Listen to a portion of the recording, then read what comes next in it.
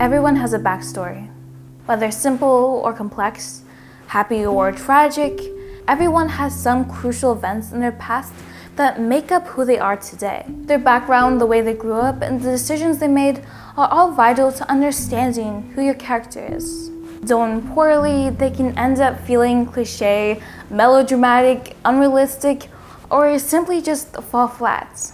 What was I? My parents were captured and slain by evil ninja gypsy pirates. Now I'm a poor, tortured soul, rife with internal conflict and screwed morals. You're ruining my life.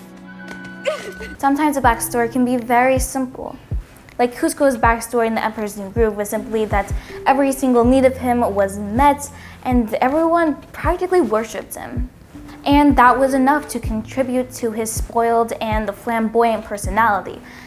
That's all you need to know. Looking to write complex, deep backstories that add dimension to your heroes, antiheroes, and the villains, and maybe even make your reader cry in the process, then you clicked on the right video. This Dear Keeper is the ultimate guide to writing a backstory. Number 1, give your character a simple desire that couldn't be met. A dream, a hope, a need. Something the character desperately wanted, desperately longed for, and even possibly worked tirelessly at for many, many days or years. But despite their deep longing, they could never get. Why this works is the lack of a simple basic need not only sets up a goal in the character's past, but also instantly creates sympathy for this character. By establishing the sympathy with your reader, it makes them care so much more about the backstory, which is extremely important because if we don't care about it, then we won't enjoy reading it and we also won't even remember it. For Zuko, he wanted his father's love and approval, but he always kept falling short. For Darth Vader, he wanted freedom for himself and his mother, but that never happened. For Mr. Fredricksen, he wanted adventure, but never saved up enough money. For Aang, he just wanted to be a normal airbender and play with the other kids. Even better, you can have an example or an image of what your character wants that constantly reminds them of their goal. For Zuko, it was Azula. She had everything he wanted. For Mr. Fredricksen, it was Charles Muntz. Maybe your character is a test subject in an underground lab since the day he was born, and his simple desire is to feel the wind just once before he dies. Maybe your character is poor and his simple desire is to buy and eat a corn dog like he sees all the rest of the kids doing. And maybe simply just to fit in at school or have enough courage to talk to the girl he has a crush on. So ask yourself, what is a simple desire or dream from your hero or villain's past that couldn't be met? What is some examples or role models around them that perfectly illustrates what they desire? What steps did they take to achieve that desire or dream? What hardships did they have to face along the way? Number 2, establish the day that changed everything. A vital turning point in your character's backstory that really separates his life before to his life now, his thought process before to how he thinks now. Crucial moment that made person A become person B. Now, you don't want your backstory to feel like a series of unfortunate events that just all come crashing down on your character all at once. This should 1, feel very random, and 2, make your character feel like a weak, passive victim. If you want the tragic events to kind of feel random and just like this character is just really unlucky, then go ahead and do it. Or if you really want your character to feel like a helpless victim, then go ahead and do it. But if you don't want those things, then make it so that the character's own beloved desire is the thing that leads him to the trouble that crushes him. Not only does this make your character so much more active, but it opens up opportunities to explore so much more. It might also give your character an overwhelming sense of guilt, regret, resentment, and more. These consequences that he suffers with could result in a flaw that we could explore throughout the rest of the story. A simple example would be like somebody betrayed him in the past, so now he has trust issues, or maybe a mission failed while he was a leader of that mission, so now he isn't like taking responsibility, or something like that. Zuko's desire of wanting to be accepted is what actually leads him to getting in big trouble with his father. Aang's desire for freedom, resisting responsibility, and wanting to be a normal kid forever leads him to running away and ending up getting stuck in a large ice cube for 100 years. Because of that, every single airbender was wiped out. Now again, you may want a story where misfortune just pops up on your character's front door. That's totally cool if you want it to be that kind of story. But first, see if there's a way you can make it the main character's fault first. And if not, then you can resort to that. But like all the reasons I mentioned before, when it's the main character's own fault, it adds a whole nother layer of dimension and intrigue to your story. Say your main character is a high school student and they really want to be at the top of their class and to get really good grades so they can get into this prestigious college and also make their parents proud. But because of the extreme competition and pressure, this leads to the main character making the decision to cheat on the test, which then ends up to them getting expelled, not at the top of their class. Maybe your main character was framed for stealing something, and in their desperation to prove themselves innocent, they end up actually doing something illegal that's far worse than stealing. So in their hunt to proving their innocence, they end up becoming guilty. So ask yourself, how does your character's desire lead them into trouble? Was it from a flaw, a weakness, something they need to learn? And how does your character react? Number 3, give your character a reaction. Give your character a distinct reaction and show how that warps and transforms over time into the present day. Why are reactions so important? Well, first off, it speaks volumes about who your character is, like nothing else. Both in real life and in fiction, seeing how somebody responds and reacts to a very major event, you get a really clear insight into who this person is on the inside. Secondly, it makes the event that happened seem more real and impactful. For example, say you set a piece of paper on fire and the paper doesn't react, it doesn't crumple, burn, or turn to ashes. It makes both the fire and the paper seem fake, or like it didn't even happen, like it's in some kind of dream or illusion. In order to make the cause feel real, there has to be an effect. And the reason why you want to change and warp the emotions over time, because the more you linger on emotion, the more it festers and grows. Being mean to somebody will only make you hate them more, and being kind to somebody only makes you love them more. Hateful people become more hateful, loving people become more loving. So if your backstory happened sometime in the past, you can show the passage of time by how those feelings warp or transform. Your vengeful character becomes even more vengeful, and your motivated character becomes even more determined. Zuko just gets more angry, hateful, and impulsive. Mr. Fredricksen turns from regretful to bitter. And Darth Vader is filled with fear, which turns to hate. Maybe your character is hateful and bitter, and this emotion over time warps to them shutting out everybody from their lives. Maybe your character feels lost, and then later just floats through a meaningless life. Or maybe if the reaction is positive, maybe your character was motivated before, but after this event, now he has unshakable determination to achieve his goal. Maybe your character experiences injustice firsthand, and his reaction to this has become even more filled with courage and hope to help other people. So ask yourself, how does your character react? Does he feel guilt, resentment, anger, regret, a feeling of helplessness, hope, determination, courage? How do these emotions change and warp over time? Number 4, give your character a lie about himself or the world. This major event that happened in your character's backstory is going to shape his worldview in one way or another. And most likely, it's probably going to shape for the worst.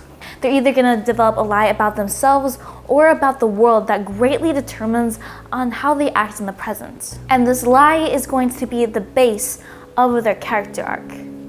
If your character has a positive character, then they overcome this lie throughout the process of the story. If their character has a negative character arc, then they succumb to this lie. And if your character is a villain, then they probably gave into this lie a long time ago. For example, Zuko believes the only way to prove himself and win back his honor is by capturing the Avatar. Mr. Frederick believes that the only way to live an adventurous life is to travel to faraway countries. And Anakin believed that the only way he could save Padme was becoming as powerful he could through the dark side to save her. All three of these characters' lives were a cause of a major event in their past. They didn't come from nowhere. They weren't just born with it. These lives formed because of their experiences. Maybe your character is an orphan, so he now believes that the world is an unfair and evil place. The whole world is against him, so he justifies his miserable existence as a criminal. Maybe your main character's lie is that they believe that justice is weak and empty, and the only way to fight evil is with evil. The only way to kill a monster is by becoming one yourself. Maybe your character believes that they're weak and useless, and they'll never be able to help anyone, ever. And the only thing that they're good at is playing video games and eating ramen. So ask yourself, what lie does your character believe about themselves or the world? How do they act on the lie in the present day? What is the truth that they need to learn? And will they ever learn it, or will they give in? Number 5, instill a fear inside your character that stems from this event or their backstory. After going through that event or growing up in that environment, your character has gone through the worst, or close to it, and inevitably fear will stem from that. This will showcase itself as an obstacle on the hero's journey and a weakness on the villain's part. Also, your character may be motivated by fear for a portion of the story. Again, in a positive character arc, your character will be motivated by fear, but throughout the story, they will gain courage and truth and overcome their fears and lies, and then finally brings them to the end of their character arc. In a negative character arc or a villain's backstory, they will be again motivated by fear, but they will never end up overcoming it. In the words of a wise old man, or more like creature, fear leads to anger, anger leads to hate, hate leads to suffering. For example, a major event in Aang's backstory that instilled a lot of fear in him was when he ran away from his responsibilities and tried to chase freedom. But because of that, this left the air nomads vulnerable to completely getting wiped out and slaughtered. And now in the present day, everybody looks to Aang to save the world, but he fears that he will fail once again. How could he save the world when he failed to save his own people? And this is something that Aang struggles through the entire series up to the very last episode. In Darth Vader's backstory, a major event that plays out is the death of his mother.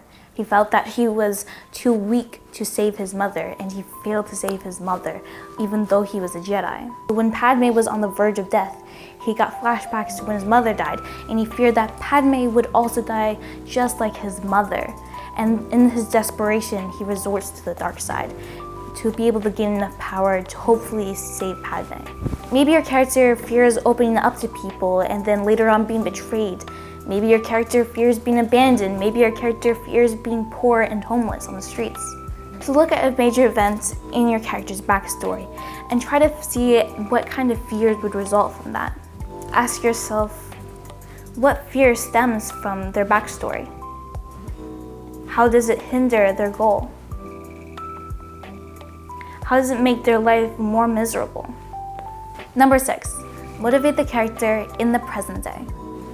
Now we finally come to the main purpose of your backstory. If your backstory doesn't tie into the main plot of your story in some way, then what's the purpose of it?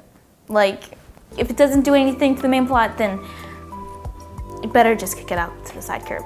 For example, because of Mr. Fredrickson's backstory, now in the present day, he's more determined to find adventure than ever. And because of Zuko's backstory, now in the present day, he's also more determined than ever to find the Avatar. Because of Darth Vader's backstory, he's more determined than ever to be the most powerful person in the galaxy, so that nothing that he loves can be taken away from him again.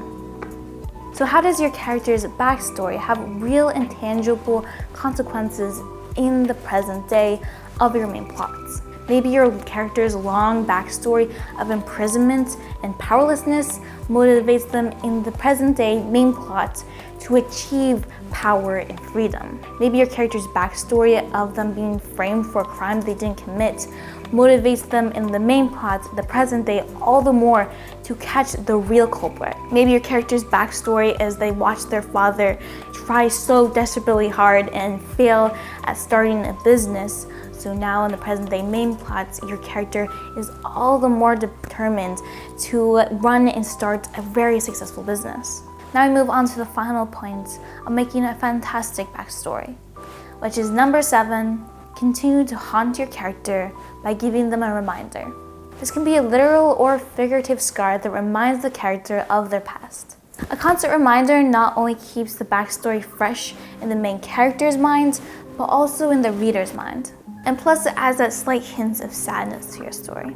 For Mr. Fredricksen, it's his badge from Ellie. For Zuko, it's a scar on his face. For Aang, it's his title of being the last airbender. And Darth Vader, his limbs were all burnt off. His clothes, particularly his helmet, is a reminder of his past. It can also work as a metaphor, like in Avatar: Last Airbender when Katara offered to heal Zuko of his scar. It was his opportunity to stop being a slave to his past and join the Avatar team. Instead, he went ahead and attacked them.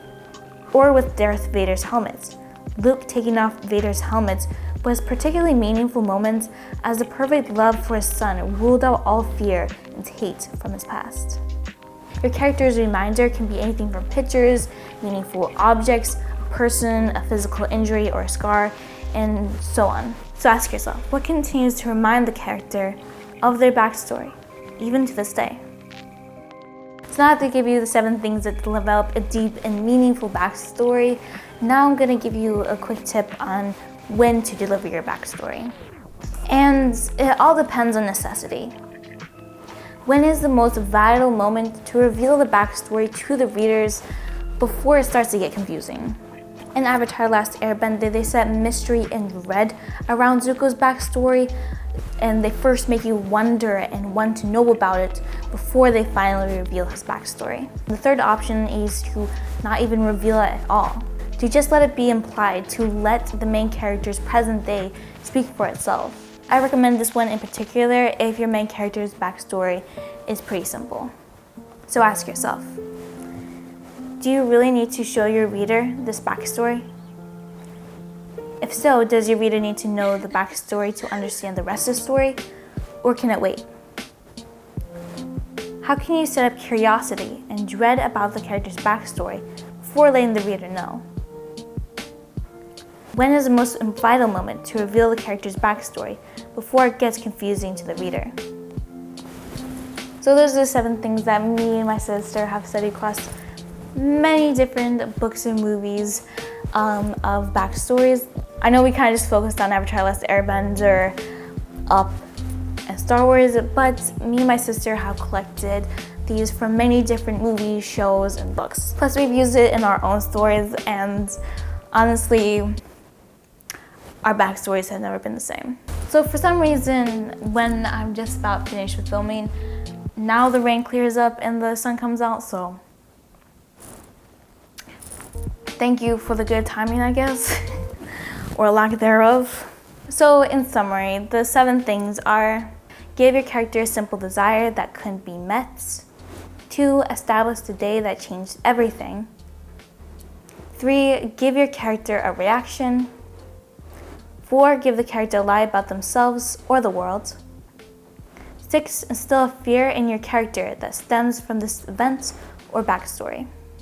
6, motivate the character in the present day. 7, continue to haunt your character by giving them a reminder. Although some of the best backstories I found use all 7 of these things, don't worry about using all of them. You can just pick and choose which one you want, and if you want to go for it, use them all if you want.